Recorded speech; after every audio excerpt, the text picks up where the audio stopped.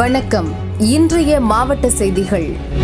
நீலகிரி மாவட்டம் முதுமலை மசினகுடி வனக்கோட்டம் மாவனல்லா பகுதியில் கடந்த 24ஆம் தேதி ஒரு அதிர்ச்சி சம்பவம் நடந்தது. ஆடு மேய்த்துக் கொண்டிருந்த நாகையம்மாள் என்பவரை புலி தாக்கியது. 60 வயதான நாகையம்மாளை தலைவேறு உடல்வேறாக புலி குதறி கொன்றது. இதையடுத்து வனத்துறையினர் தீவிர கண்காணிப்பில் ஈடுபட்டனர். இன்று காலை வனத்துறை வைத்திருந்த கூண்டில் புலி சிக்கியது. 15 வயதுடைய ஆண் புலியை வனத்துறையினர் வாகனத்தில் ஏற்றி மசினகுடி பகுதிக்கு எடுத்து சென்றனர். அப்போது அப்பகுதி மக்கள் வாகனத்தை தடுத்து புலியை பார்க்க முயன்றனர். வனத்துறையினர் அதை அனுமதிக்கவில்லை. மேலும் வாக்குவாதம் செய்த இருவரை போலீசார் தாக்கியதாக கூறப்படுகிறது.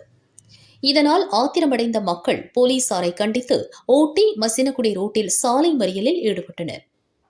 அப்பகுதியில் கடும் போக்குவரத்து நெரிசல் ஏற்பட்டது.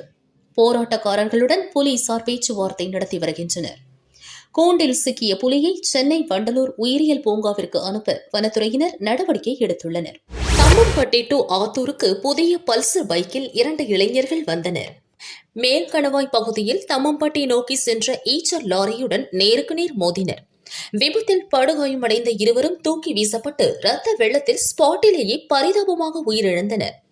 மல்லியக்கரை போலீசார் விரைந்து வந்து உடலை கைப்பற்றி ஆத்தூர் அரசு ஹாஸ்பிட்டலுக்கு பிரேத பரிசோதனைக்காக அனுப்பினர்.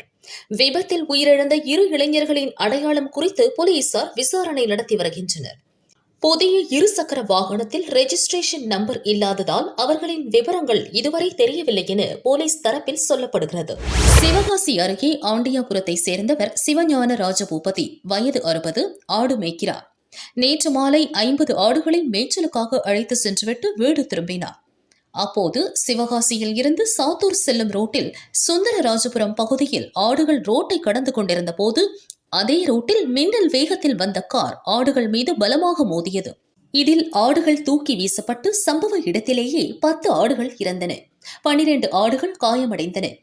சிவகாசி கிழக்கு போலீசார் விபத்து ஏற்படுத்திய காரை பறிமுதல் செய்து டிரைவர் தூத்துக்குடி மாவட்டம் கோவில்பட்டி அயனேரியை சேர்ந்த 40 வயது வசந்தகுமாரை கைது செய்தனர். கார் பறிமுதல் செய்யப்பட்டது.